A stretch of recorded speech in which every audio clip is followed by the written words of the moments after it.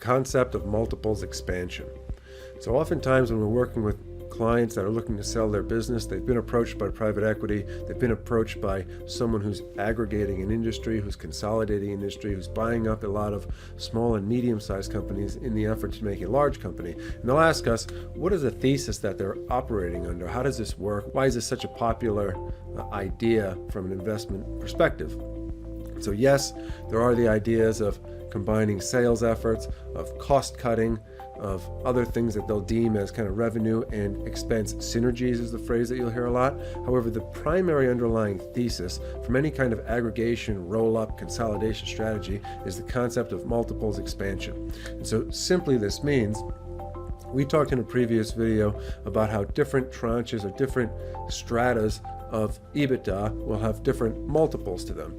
A $500,000 to $1 million EBITDA company may trade at 4 to 7 times EBITDA. A $1 to $2 million EBITDA company may trade at 5 to 8 times EBITDA. A $2 to $3 million EBITDA company could trade at 6 to 9 times EBITDA. But what you're seeing is, even though there's a field goal post for each kind of threshold, and so there's still some variation depending on obviously many factors, the general range for each category tends to go up. And so the idea of multiples expansion is, as a company is able to go out, or as a private equity firm, investment group is able to go out and consolidate or aggregate EBITDA, they will then see a multiple expansion for the total EBITDA that they've acquired. And so an example is, if a company that's making $1 million in EBITDA can sell itself for 6 times EBITDA, then the concept is, if someone can go out and buy 10 of those companies, and so effectively buy $10 million worth of cash flow, then that new company,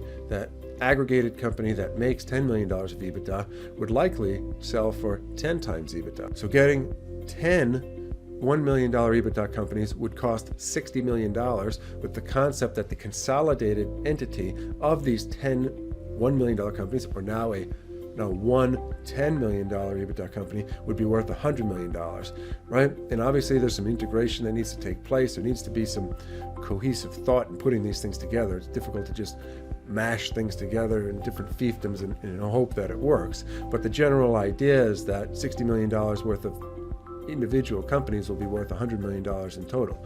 Layer on some revenue synergies, some cost cutting due to redundancies throughout the companies, and that $10 million of EBITDA that you bought may now be generating $12 million of EBITDA. And let's say that trades at 10 times again.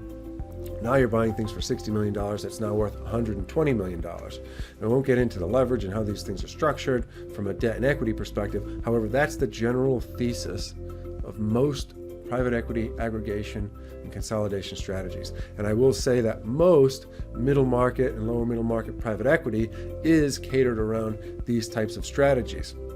And so when we are representing a company and talking to, whether it's private equity, investment groups that are looking to undertake these types of a thesis, we know what it's worth to them.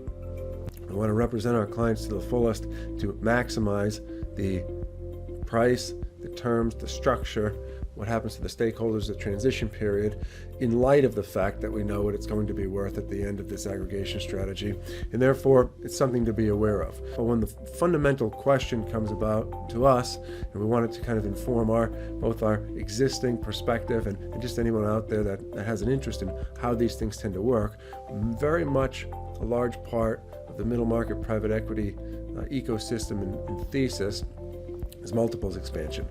Buy many things at a reasonable multiple with the idea that you can sell at an expanded multiple. And so that's the thought for today. We want to get our clients' multiple as close to what the end exit multiple can be on the front end in a way that still obviously makes sense for the private equity firm, but best advocates for our clients. And so you'll see that as kind of tug of war in these processes. At least now you kind of understand how some of the levers and pulleys work. And so that's the thought for today. Keep pushing forward. God bless. We'll see everyone next time.